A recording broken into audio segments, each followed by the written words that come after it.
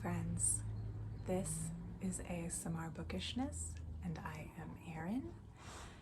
And today I am going to continue our bedtime story of Carmilla. We have read the first 4 chapters so far. I had a heck of a day at work. I got so dirty doing a repair that I took a shower. So I'm coming to you with no makeup and wet hair, feeling nice and cozy. So I hope that you are also feeling cozy, that you've brushed your teeth, taken any meds you need to take, all of whatever your bedtime ritual entails. So our story so far, we have a young girl named Laura. She lives in a fairly isolated castle. Her nearest neighbor is 20 miles away. She was anticipating a visit from the niece of that neighbor, and instead received word that that niece had died. And on the night that the niece was supposed to arrive, instead, a mysterious woman has a carriage accident, basically in Laura's driveway, and her daughter is injured in the accident. The woman says that she's in such a hurry that she cannot wait for her daughter to recover, so she leaves her daughter, Carmilla, with Laura and her father, who are complete strangers. Good parenting. So, Chapter 5, A Wonderful Likeness. This evening, there arrived from Gratz the grave, dark-faced son of the picture cleaner, with a horse and cart laden with 2 large packing cases, having many pictures in each. It was a journey of 10 leagues, and whenever a messenger arrived at the Schloss from our little capital of Gratz, we used to crowd about him in the hall to hear the news. This arrival created in our secluded quarters quite a sensation. The cases remained in the hall, and the messenger was taken charge of by the servants till he had eaten his supper. Then, with assistance and armed with hammer, ripping chisel, and turnscrew, he met us in the hall where we had assembled to witness the unpacking of the cases. Carmilla sat looking listlessly on, while one after the other the old pictures, nearly all portraits, which had undergone the process of renovation, were brought to light. My mother was of an old Hungarian family, and most of these pictures, which were about to be restored to their places, had come to us through her. My father had a list in his hand from which he read, as the artist rummaged out the corresponding numbers. I don't know that the pictures were very good. They were, undoubtedly, very old, and some of them very curious also. They had, for the most part, the merit of being seen by me, I may say, for the first time, for the smoke and dust of time had all but obliterated them. "There is a picture that I have not seen yet," said my father. "In one corner, at the top of it, is the name, as well as I could read, Marcia Karnstein, and the date, 1698. And I am curious to see how it has turned out." I remembered it. It was a small picture, about 1.5 feet high and nearly square, without a frame, but it was so blackened by age that I could not make it out. The artist now produced it with evident pride. It was quite beautiful. It was startling. It seemed to live. It was the effigy of Carmilla. "Carmilla, dear, here is an absolute miracle. Here you are, living, smiling, ready to speak in this picture. Isn't it beautiful, Papa? And see, even the little mole on her throat." My father laughed and said, "Certainly it is a wonderful likeness," but he looked away and, to my surprise, seemed but little struck by it, and went on talking to the picture cleaner, who was also something of an artist, and discoursed with intelligence about the portraits or other works, which his art had just brought into light and color, while I was more and more lost in wonder the more I looked at the picture. "Will you let me hang this picture in my room, Papa?" I asked. "Certainly, dear," he said, smiling. "I'm very glad you think it so like." "It must be prettier even than I thought it Thoughted, if it is. The young lady did not acknowledge this pretty speech, did not seem to hear it. She was leaning back in her seat, her fine eyes under their long lashes, gazing on me in contemplation, and she smiled in a kind of rapture. And now you can read quite plainly the name that is written in the corner. It is not Marcia. It looks as if it was done in gold. The name is Mircalla, Countess Karnstein, and this is a little coronet over and underneath AD. 1698. I am descended from the Karnsteins, that is, Mamma was. Ah, said the lady languidly. So am I think. A very long descendant, very ancient. A very long descent, very ancient. Are there any Karnsteins living now? None who bear the name, I believe. The family were ruined, I believe, in some civil wars long ago, but the ruins of the castle are only about 3 miles away. How interesting, she said languidly. But see what beautiful moonlight. She glanced through the hall door, which stood a little open. Suppose you take a little ramble round the court and look down at the road and river. It is so like the night you came to us, I said. She sighed, smiling. She rose, and each with her arm about the other's waist, we walked out upon the pavement. In silence, slowly, we walked down to the drawbridge, where the beautiful landscape opened before us. And so you were thinking of the night I came here? She almost whispered. Are you glad I came? Delighted, dear Carmilla, I answered. And you asked for the picture you think like me to hang in your room, she murmured with a sigh, as she drew her arm closer about my waist and let her pretty head sink upon my shoulder. How romantic you are, Carmilla, I said. Whenever you tell me your story, it will be made up chiefly of some one great romance.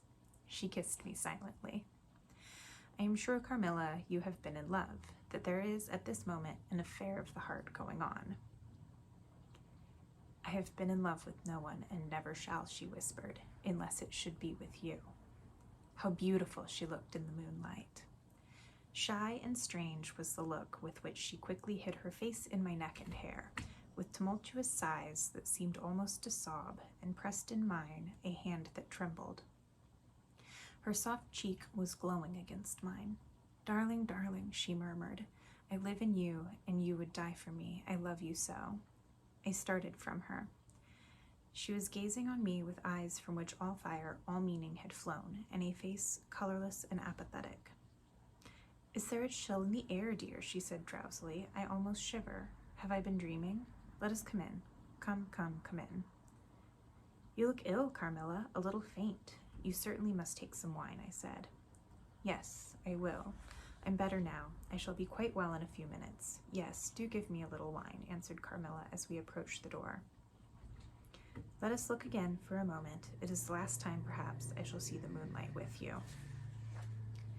How do you feel now, dear Carmilla? Are you really better? I asked. I was beginning to take alarm, lest she should have been stricken with the strange epidemic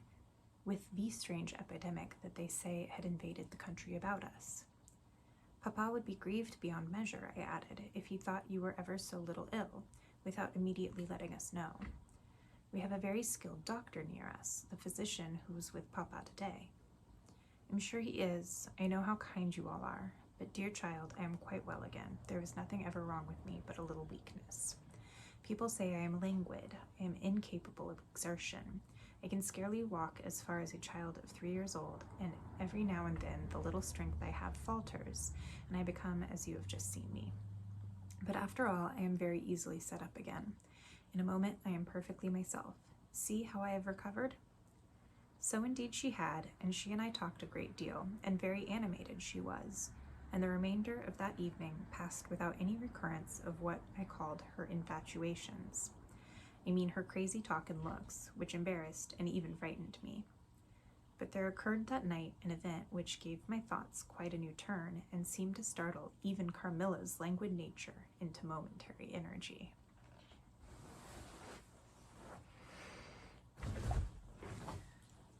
Just off camera, my dog is like begging for playtime.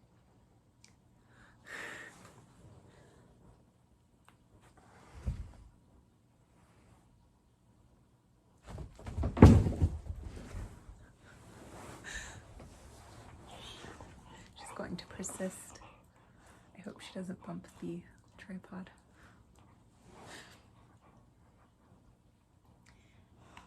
Chapter 6, A Very Strange Agony. When we got into the drawing room and had sat down to our coffee and chocolate, though Carmilla did not take any, she seemed quite herself again, and Madame and Mademoiselle de la Fontaine joined us and made a little card party, in the course of which Papa came in for what he called his dish of tea. When the game was over, he sat down beside Carmilla on the sofa and asked her, a little anxiously, whether she had heard from her mother since her arrival. She answered no. He then asked whether she knew where a letter would reach her at present. I cannot tell, she answered ambiguously, but I have been thinking of leaving you. You have been already too hospitable and too kind to me. I have given you an infinity of trouble, and I should wish to take a carriage tomorrow and post in pursuit of her. I know where I shall ultimately find her, although I dare not yet tell you. But you must not dream of any such thing, exclaimed my father, to my great relief. We can't afford to lose you so, and I won't consent to your leaving us except under the care of your mother, who was so good as to consent to your remaining with us till she should herself return. I should be quite happy if I knew that you heard from her, but this evening the accounts of the progress of the mysterious disease that has invaded our neighborhood grow even more alarming, and my beautiful guest, I do feel the responsibility, unaided by advice from your mother, very much. But I shall do my best, and one thing is certain, that you must not think of leaving us without her distinct direction in that effect. We should suffer too much in parting from you to consent to it easily. Thank you, sir, 1,000 times for your hospitality, she answered, smiling bashfully. You have all been too kind to me. I have seldom been so happy in all my life before as in your beautiful chateau, under your care and in the society of your dear daughter. So he, gallantly, in his old-fashioned way, kissed her hand, smiling and pleased at her little speech. I accompanied Carmilla, as usual, to her room, and sat and chatted with her while she was preparing for bed. Do you think, I said at length, that you will ever confide fully in me? She turned round smiling, but made no answer, only continued to smile on me. You won't answer that, I said. You can't answer pleasantly. I ought not to have asked you. You were quite right to ask me that, or anything. You do not know how dear you are to me, or you could not think any confidence too great to look for. But I am under vows, no none half so awfully, and I dare not tell my story yet, even to you. The time is very near when you shall know everything. You will think me cruel, very selfish, but love is always selfish. The more ardent, the more selfish. How jealous I am, you cannot know. You must come with me, loving me to death, or else hate me and still come with me, and hating me through death and after. There is no such word as indifference in my apathetic nature. Now, Carmilla, you are going to talk your wild nonsense again, I said hastily. Not I, silly little fool as I am, and full of whims and fancies. For your sake, I'll talk like a sage. Were you ever at a ball? No. How you do run on. What is it like? How charming it must be. I almost forget. It is years ago. I laughed. You are not so old. Your first ball can hardly be forgotten yet. I remember everything about it with an effort. I see it all, as divers see what is going on above them, through a medium, dense, rippling, but transparent. There occurred that night what has confused the picture, and made its colors faint. I was all but assassinated in my bed, wounded here, she touched her breast, and never was the same since. Were you near dying? Yes, very. A cruel love, strange love, that would have taken my life. Love will have its sacrifices, no sacrifice without blood. Let us go to sleep now. I feel so lazy. How can I get up just now and lock my door? She was lying with her tiny hands buried in her rich wavy hair under her cheek, her little head upon the pillow, and her glittering eyes followed me wherever I moved, with a kind of shy smile that I could not disguise.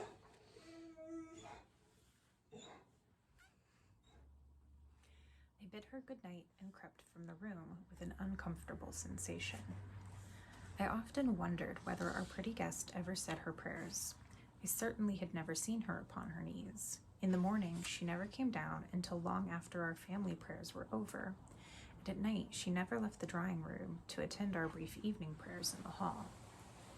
If it had not been that it had casually come out in one of our careless talks that she had been baptized, I should have doubted her being a Christian. Religion was a subject on which I had never heard her speak a word. If I had known the world better, this particular neglect or antipathy would not have so much surprised me. The precautions of nervous people are infectious, and persons of a like temperament are pretty sure, after a time, to imitate them. I had adopted Mia.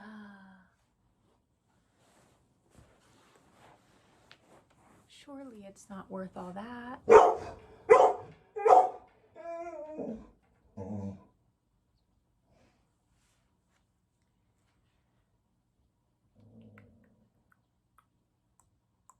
I had adopted Carmilla's habit of locking her bedroom door, having taken into my head all her whimsical alarms about midnight invaders and prowling assassins. I had also adopted her precaution of making a brief search through her room to satisfy herself that no lurking assassin or robber was ensconced. These wise measures taken, I got into my bed and fell asleep. A light was burning in my room. This was an old habit of very early date, of which nothing could have tempted me to dispense with. Thus fortified, I might take my rest in peace. But dreams come through stone walls, light upon dark rooms or darken light ones, and their persons make their exits and their entrances as they please, and laugh at locksmiths. I had a dream that night that was the beginning of a very strange agony. I cannot call it a nightmare, for I was quite conscious of being asleep. But I was equally conscious of being in my room and lying in bed, precisely as I actually was. I saw, or fancied I saw, the room and its furniture just as I had seen it last, except that it was very dark, and I saw something moving round the foot of the bed, which at first I could not accurately distinguish. But I soon saw that it was a sooty black animal that resembled a monstrous cat. It appeared to me about 4 or 5 feet long, for it measured fully the length of the hearthrug as it passed over it, and it continued toing and froing with the lithe, sinister restlessness of a beast in a cage. I could not cry out, although, as you may suppose, I was terrified. Its pace was growing faster, and the room rapidly darker and darker, and at length so dark that I could no longer see anything of it but its eyes. I felt it spring lightly on the bed. The 2 broad eyes approached my face, and suddenly I felt a stinging pain, as if 2 large needles darted an inch or 2 apart deep into my breast. I waked with a scream. The room was lighted by the candle that burnt there all through the night, and I saw a female figure standing at the foot of the bed, a little at the right side. It was in a dark, loose dress, and its hair was down and covered its shoulders. A block of stone could not have been more still. There was not the slightest stir of respiration. As I stared at it, the figure appeared to have changed its place, and was now nearer the door. Then, close to it, the door opened, and it passed out.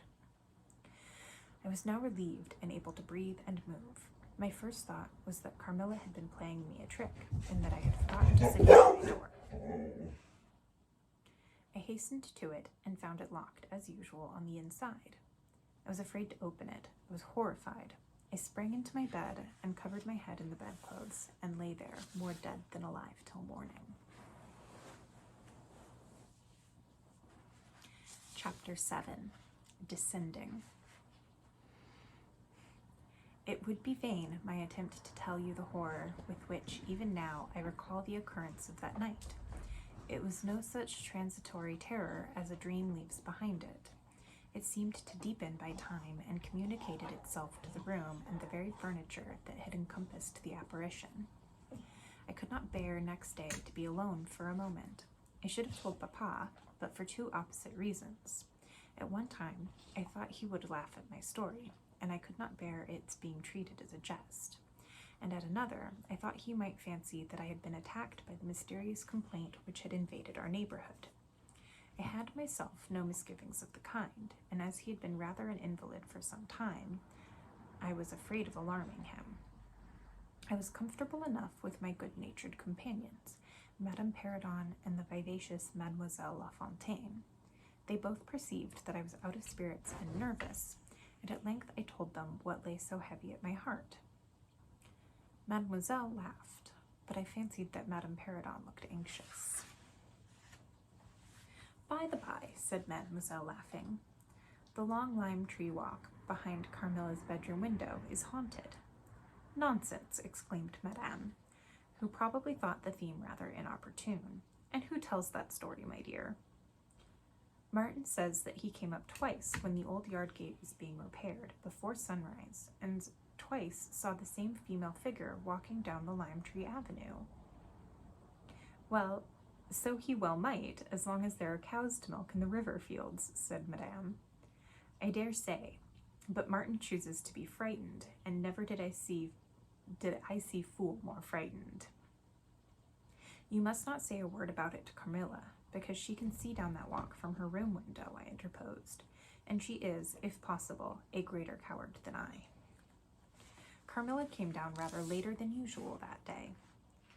"I was so frightened last night," she said, so soon as we were together, "and I'm sure I should have seen something dreadful if it had not been for that charm I bought from the poor little hunchback whom I called such hard names."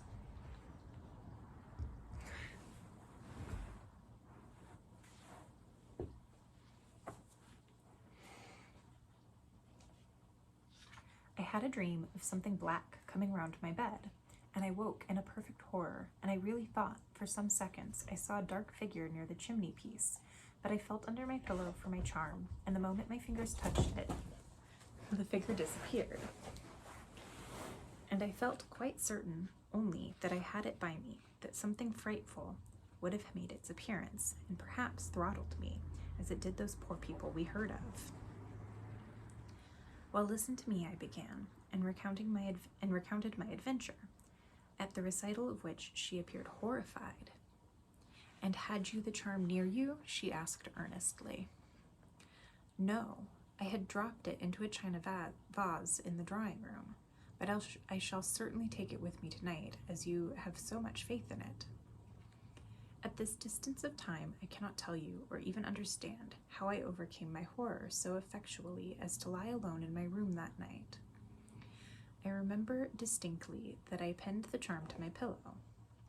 I fell asleep almost immediately, and slept even more soundly than usual all night. Next night I passed as well.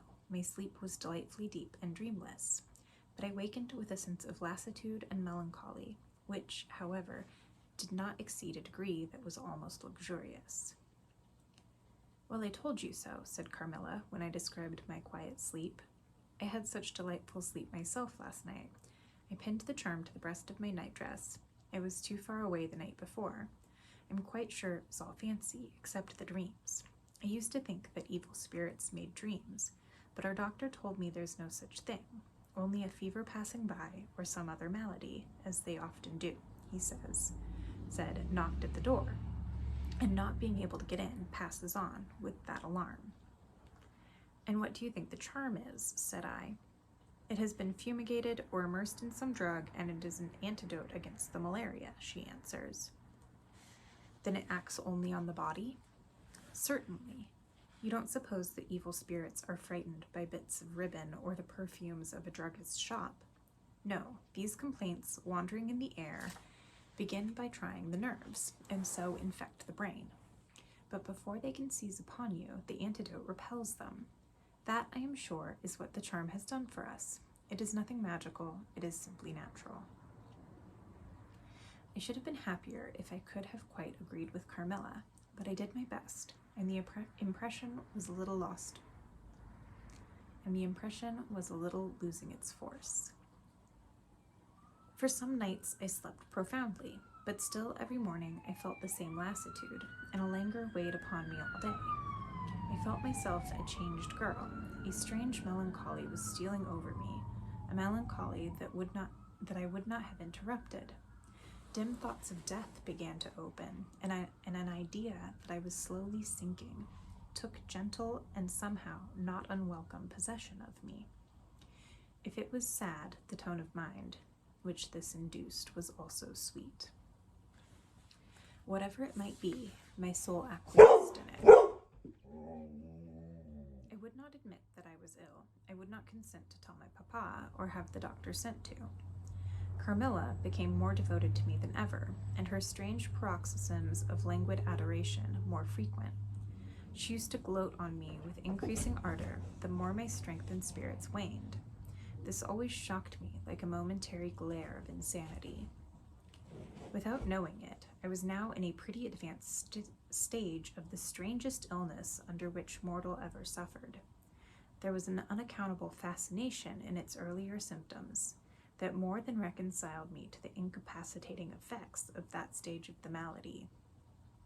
This fascination increased for a time until it reached a certain point when gradually a sense of the horrible mingled itself with it, deepening, as you shall hear, until it discolored and perverted the whole state of my life. The first change I experienced was rather agreeable. It was very near the turning point from which began the descent of Avernus. Certain vague and strange sensations visited me in my sleep. The prevailing one was that of pleasant, peculiar, cold thrill which we feel in bathing, when we move against the current of a river. This was soon accompanied by dreams that seemed interminable, and were so vague that I could never recollect their scenery and persons. Yeah, come here. Hi, baby. Hi, can you just hang out? Can you just hang out with me for a little bit? Oh, hi. You want to hold hands? Hold hands.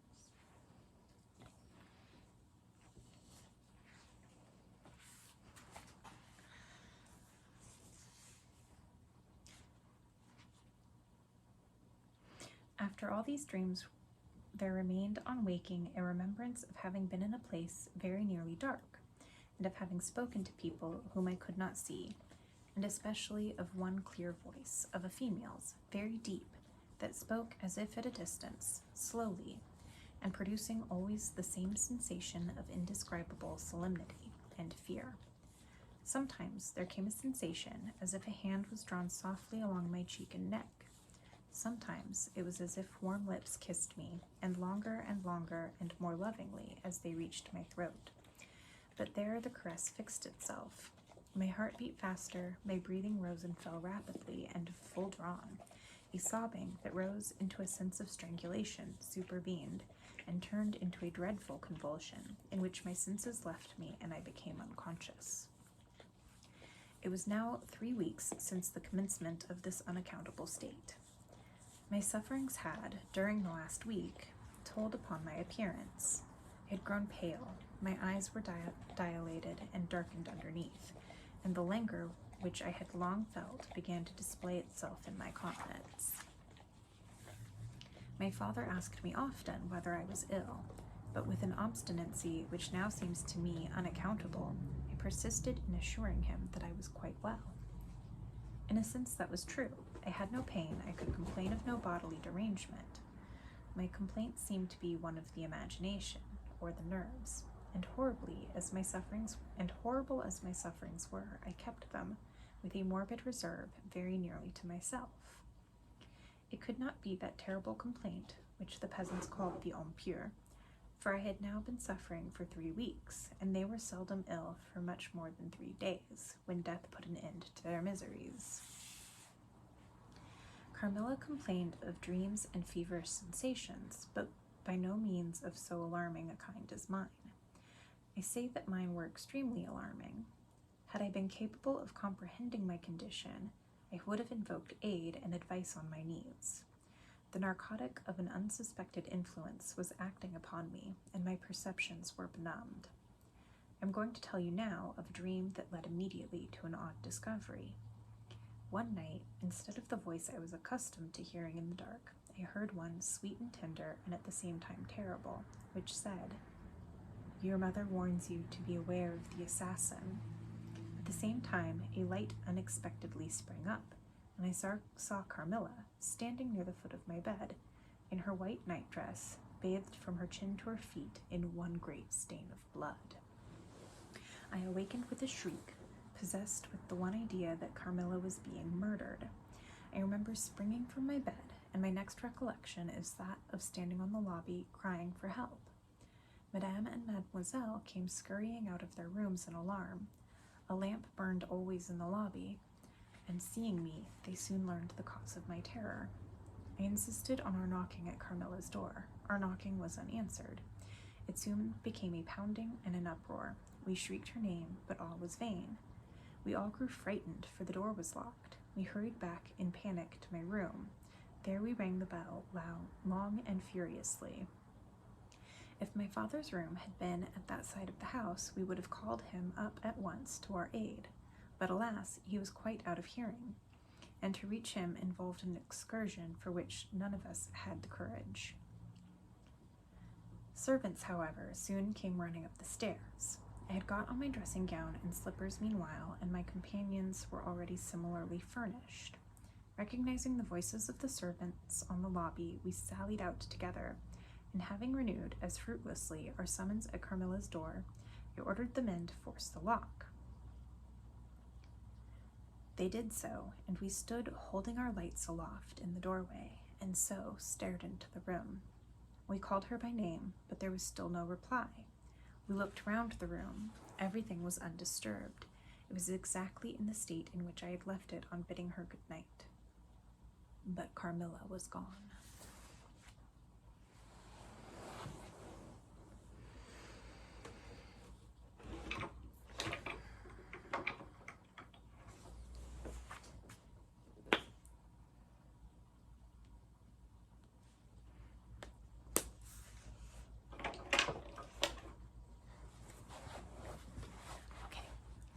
One more chapter.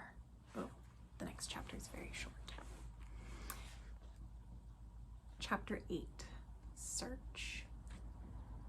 At sight of the room, perfectly undisturbed except for our violent entrance, we began to cool a little, and soon recovered our senses sufficiently to dismiss the men. It had struck Mademoiselle that possibly Carmilla had been awakened by our uproar at her door, and in her first panic had jumped from her room and hid herself in a press or behind a curtain, from which she could not, of course, emerge until the major domo and his myrmidons had withdrawn. We now recommenced our search and began to call her name again. It was all to no purpose. Our perplexity and agitation increased. We examined the windows, but they were secured. I implored of Carmilla, if she had concealed herself, to play this cruel trick no longer, to come out and end our anxieties. It was all useless.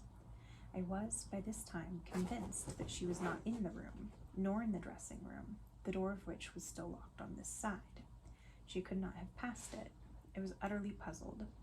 Had Carmilla discovered one of those secret passages which the old housekeeper said were known to exist in the Schloss, although the tradition of their exact situation had been lost? A little time would, no doubt, explain all, utterly perplexed as, for the present, we were. It was past 4 o'clock, and I preferred passing the remaining hours of darkness in Madame's room. Daylight brought no solution of the difficulty. The whole household, with my father at its head, was in a state of agitation next morning. Every part of the chateau was searched, the grounds were explored, no trace of the missing lady could be discovered. The stream was about to be dragged. My father was in distraction. What a tale to have to tell the poor girl's mother on her return. I, too, was almost beside myself, though my grief was quite of a different kind. The morning was passing in alarm and excitement. It was now 1 o'clock, and still no tidings. I ran up to Carmilla's room and found her standing at her dressing table. I was astounded. I could not believe my eyes. She beckoned me with her pretty finger in silence. Her face expressed extreme fear. I ran to her in an ecstasy of joy. I kissed and embraced her again and again. I ran to the bell and rang it vehemently to bring others to the spot who might at once relieve my father's anxiety. Dear Carmilla, what has become of you all this time? We have been in agonies of anxiety about you, I exclaimed. Where have you been? How did you come back? Last night has been a night of wonders, she said. For mercy's sake, explain all you can. It was past 2 last night. and when I went to sleep, as usual in my bed, with my doors locked, that of the dressing room and that opening upon the gallery, my sleep was uninterrupted and, so far as I know, dreamless. But I woke just now on the sofa in the dressing room there, and I found the door between the rooms opened and the other door forced. How could all this have happened without my being wakened? It must have been accompanied with a great deal of noise, and I am particularly easily wakened. How could I have been carried out of my bed without my sleep having been interrupted, I, whom the slightest stir startles? By this time, Madame and Mademoiselle, my father, and a number of the servants were in the room. Carmilla was, of course, overwhelmed with inquiries, congratulations, and welcomes. She had but one story to tell, and seemed the least able of all the party to suggest any way of accounting for what had happened. My father took a turn up and down the room, thinking I saw Carmilla's eyes following him for a moment with a sly, dark glance. When my father had sent the servants away, Mademoiselle, having gone in search of a little bottle of valerian and salvolatile,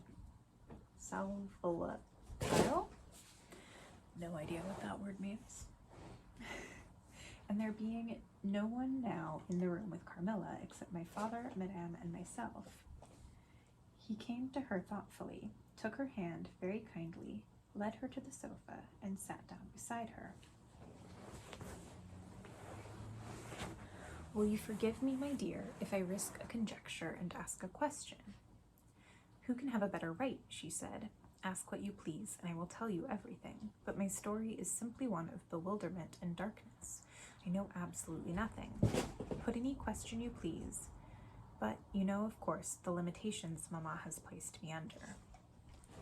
Perfectly, my dear child. I need not approach the topics on which she desires our silence. Now, the marvel of last night consists in you having been removed from your bed and your room without being awakened, and this removal having occurred apparently while the windows were still secured and the two doors locked upon the inside. I will tell you my theory and ask you a question. Carmilla was leaning on her hand dejectedly. Madame and I were listening breathlessly. Now, my question is this. Have you ever been suspected of walking in your sleep? Never since I was very young indeed. But you did walk in your sleep when you were young. Yes, I know I did. I have been told so often by my old nurse.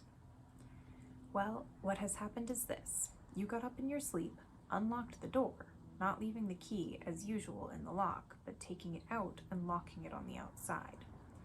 You again took the key out and carried it away with you to some one of the 25 rooms on this floor, or perhaps upstairs or downstairs. There are so many rooms and closets, so much heavy furniture, and such accumulations of lumber that would require a week to search this old house thoroughly. Do you see now what I mean? I do, but not all, she answered. And how, Papa, do you account for her finding herself on the sofa in the dressing room, which we had searched so carefully? She came there after you had searched it, still in her sleep, and at last awoke spontaneously, and was as much surprised to find herself where she was as anyone else. I wish all mysteries were as easily and innocently explained as yours, Carmilla, he said, laughing. And so we may congratulate ourselves on the certainty that the most natural explanation of the occurrence is one that involves no drugging, no tampering with locks, no burglars or poisoners or witches, nothing that need alarm Carmilla or anyone else for our safety. Carmilla was looking charmingly. Nothing could be more beautiful than her tints. Her beauty was, I think, enhanced by that graceful languor that was particular to her. I think my father was silently contrasting her looks with mine, for he said, I wish my poor Laura was looking more like herself, and he sighed. So our alarms were happily ended, and Carmilla restored to her friends.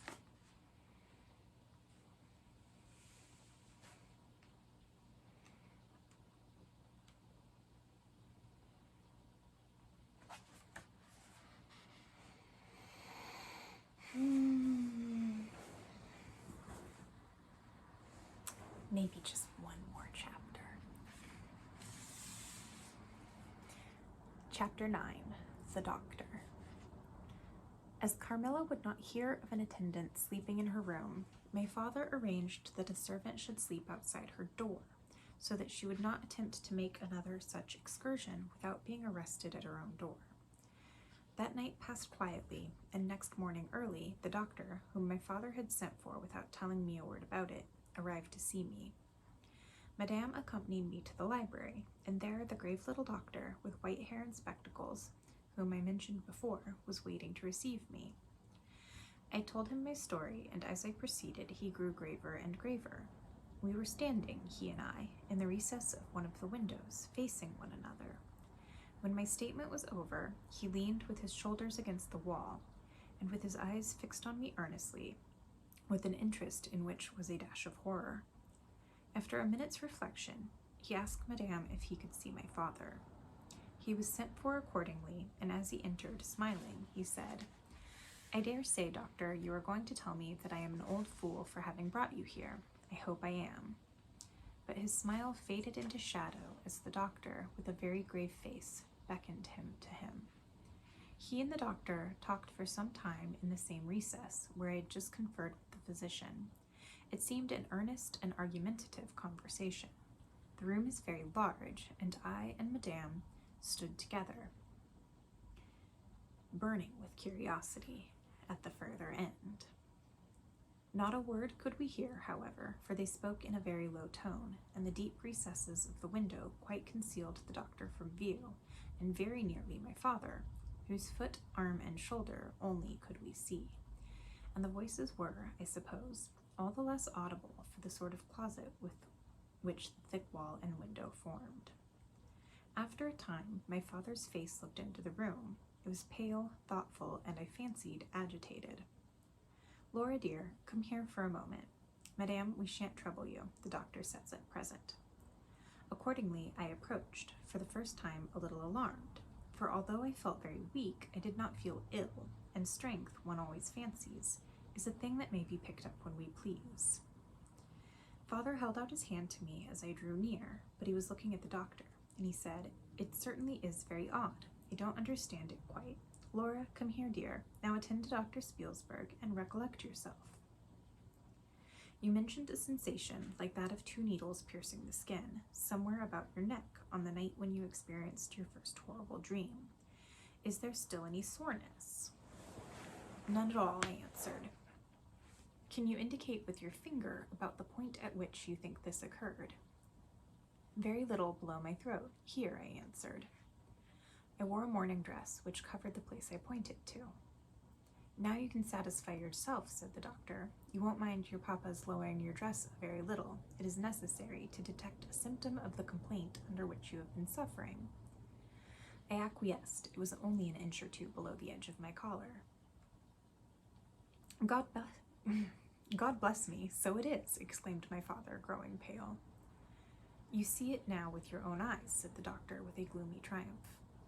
"What is it?" I exclaimed, beginning to be frightened. "Nothing, my dear young lady, but a small blue spot, about the size of the tip of your little finger. And now," he continued, turning to Papa, "the question is, what is best to be done?" "Is there any danger?" I urged in great trepidation. "I trust not, my dear," answered the doctor. I don't see why you should not recover. I don't see why you should not begin immediately to get better. That is the point at which the sense of strangulation begins?" "Yes," I answered. "And, recollect as well as you can, the same point was a kind of center of that thrill which you described just now, like the current of a cold stream running against you." "It may have been. I think it was." "Ah, you see," he added, turning to my father. "Shall I say a word to Madame?" "Certainly," said my father. He called Madame to him and said, "I find my young friend here far from well. It won't be of any great consequence, I hope, but it will be necessary that some steps be taken, which I will explain by and by. But in the meantime, Madame, would you be so good as to not let Miss Laura be alone for one moment? That is the only direction I need give for the present. It is indispensable." "We may rely upon your kindness, Madame, I know," added my father. Madame satisfied him eagerly. And you, dear Laura, I know you will observe the doctor's direction. I shall have to ask your opinion upon another patient whose symptoms slightly resemble those of my daughter that have just been detailed to you, very much milder in degree, but I believe quite of the same sort. She is a young lady, our guest, but as you say, you will be passing this way again this evening. I can't do better than take your supper here, and you can then see her. She does not come down till the afternoon. I thank you, said the doctor. I shall be with you then, at about 7 this evening. And then they repeated their directions to me and to Madame, and with this parting charge my father left us and walked out with the doctor, and I saw them pacing together up and down between the road and the moat on the grassy platform in front of the castle, evidently absorbed in earnest conversation. The doctor did not return. I saw him mount his horse there, take his leave, and ride away eastward through the forest.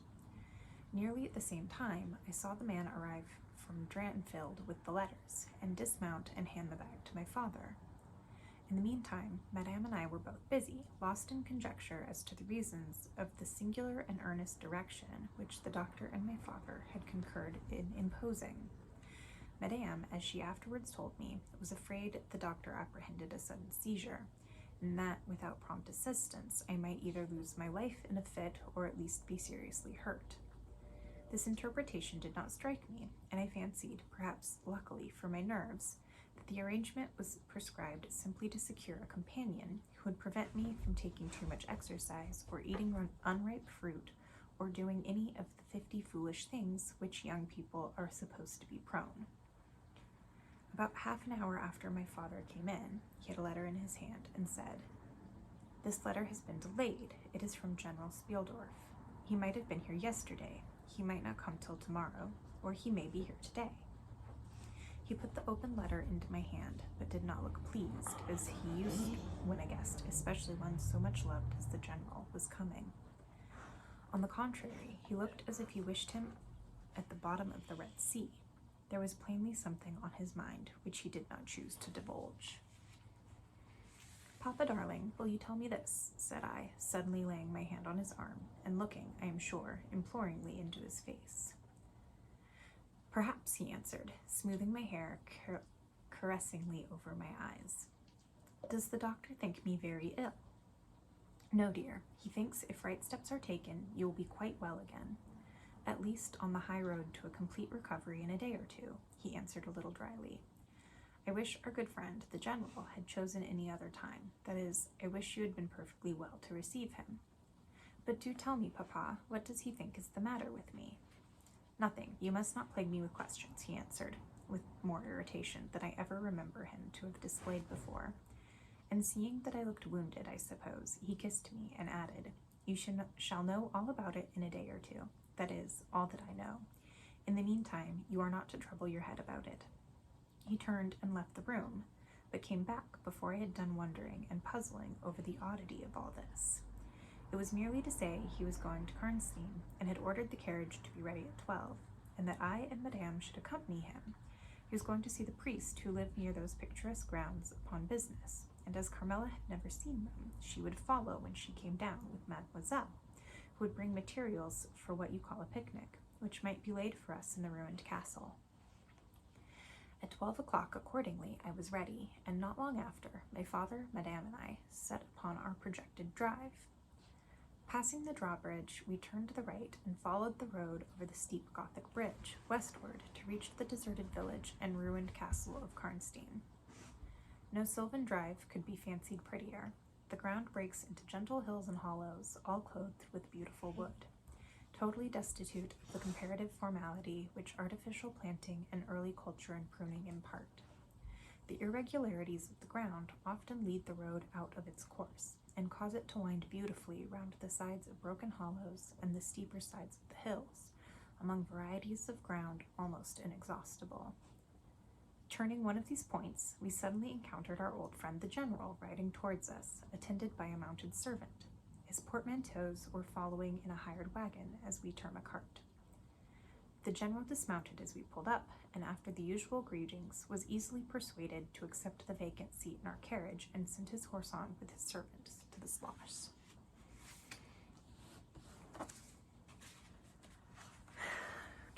going to stop there for the night. I hope that you are enjoying this story as much as I am. I am quite engrossed and very much want to finish it. We're on chapter 10, page 79 of